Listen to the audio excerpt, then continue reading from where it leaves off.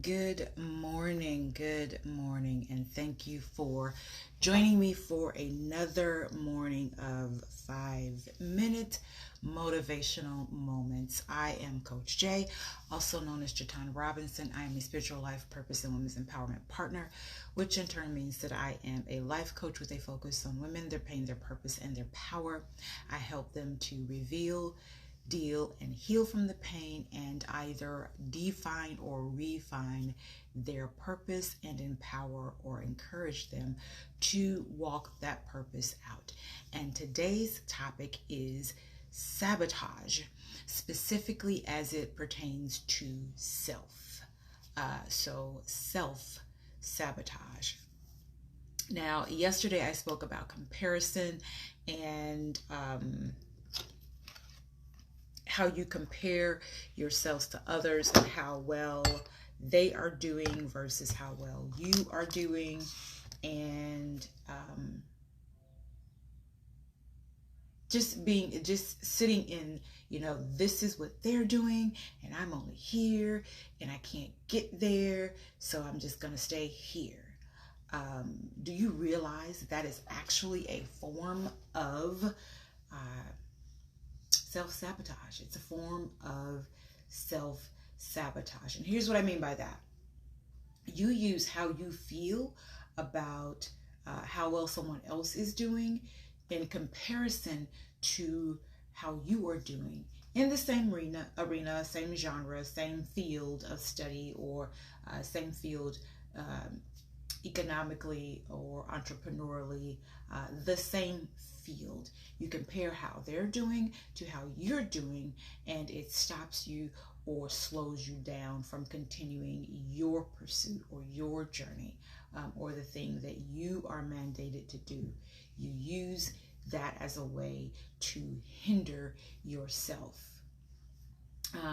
How well they are doing should be used, quite honestly, as a source of motivation for you, especially if they started at a similar point, a similar process, a similar beginning as your own. So if you know that they came from a household of a single parent who worked as hard as they possibly could to make ends meet for their child or children, and it always seemed that there was never enough to do anything, but they made it work anyway. And then this child or these children have now grown into these massive, well-earning entrepreneurs or business people, CEOs, or whatever. They are doing so very well, and you look at the fact that your starting point was very near the same. You had only a single parent in the household who worked as hard as they possibly could to raise you to be the best adult that you could possibly be, providing for you everything you needed and very little of what you wanted. And you're trying to reach a certain goal. You're trying to reach a certain level, economically speaking, probably, and you're not getting there. But you see that sister so and so, or brother so and so, or CEO so and so, or life coach or speaker so and so, or race car driver so and so, whatever they are, is doing so much better than you are, and they had the same starting point. You use that as a way to say, well, I mean, I'll never get it, I'll never make it, it'll never happen, because they're doing so well, and I can't do that well. That is a form of self-sabotage. You should use that as motivation, because they started at the same or similar starting point, but now they're here. You should use that as motivation. They did it, so absolutely it's possible for me. They did it, so absolutely I can make it happen as well. Use it as a sense of motivation instead of a sense of stopping or stunting you, discouragement, if you will. Use it as that. Take a close look at their process, and not their progress. So find out, figure out, research, and study, because you already know where they started and you see where they are. Figure out what they did in between those 2 points. Figure out what they did in between those 2 points to get from here to here. Figure out what they did. And if it's something that is possible for you to do, especially if it is ethically and morally sound, start that process. And then tweak it so that it fits you a little bit better. Start that process. Don't allow comparison to keep you from getting to your next level. That is a form of self-sabotage in many, many cases. Another form of self-sabotage is busyness. Busyness. Busyness. And this last year, the year of 2020, should have, in many cases, made you sit down, sit back, and rest, and not giving you so many things to do. That's what it should have done. It should have made you reevaluate all of those things that you said you had to do and had to be done, and you couldn't do this because of that, and you had to be here, and you had to be there, and you had to be there, all at the same time, and you just didn't have the time to do whatever it was that you were called to do. Busyness. We get so busy doing for everyone else or doing other things in general, subconsciously on purpose, usually. And I can explain that a little bit later. Subconsciously on purpose, usually, that we can't or won't do anything for ourselves. Subconsciously on purpose. A lot of times we purposely do things to keep us busy so that we don't have to focus on what we have to do, whether it's for ourselves or for work or for school or whatever.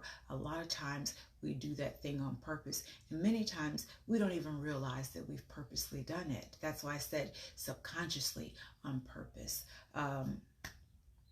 So that's what happens with that we can't or we won't do anything to further ourselves because we're so busy doing things for other people. One way to stunt or stop self-sabotage is to figure out why you are doing it. What is causing it? Is it fear or conditioning, meaning you grew up with people telling you that you couldn't, so that is implanted in your head, and that is repeated over and over and over again every time you go to accomplish a certain thing? Or is it vision? You can't see yourself at that higher level. You truly can't see yourself at that higher level, so you end up getting stuck here because visually it makes no sense to you. I'm sorry, I don't have that problem. I can see myself on stages in front of thousands, even virtually speaking, on stage in front of thousands, even millions of people, sharing my knowledge and my expertise and helping as many people as I can across the globe. I see myself doing that. I can see myself on my 1 to 2 acres of land with my 2,000 square foot home with 4 bedrooms and a private office and a gym and swimming pool in the backyard. I can see that. I have no problem seeing that. Once upon a time, it was a little more difficult, but I absolutely see it now. But a lot of times people don't see that. They don't see their future, so they can't use it as a source of motivation. I'm sorry. So is it fear, conditioning, or vision? But once you figure out, process, and correct it, you should be able to move forward in a better state of mind. However, don't use the process of examining and correcting as a form of self-sabotage. Don't use it. Don't use it. As I mentioned before, we all have a gift or talent, and it would be a pity and or a shame if we did not share it with others, especially if it would help them get a revelation or move into their own next level. Self-sabotage is a killer of all dreams. It absolutely is. It is a killer of all progress. Don't get caught up in self-sabotage. I pray that you have an amazing day, an amazing rest of the week. And until I see you tomorrow, peace and blessings. Remember to walk in your purpose and know that I appreciate you.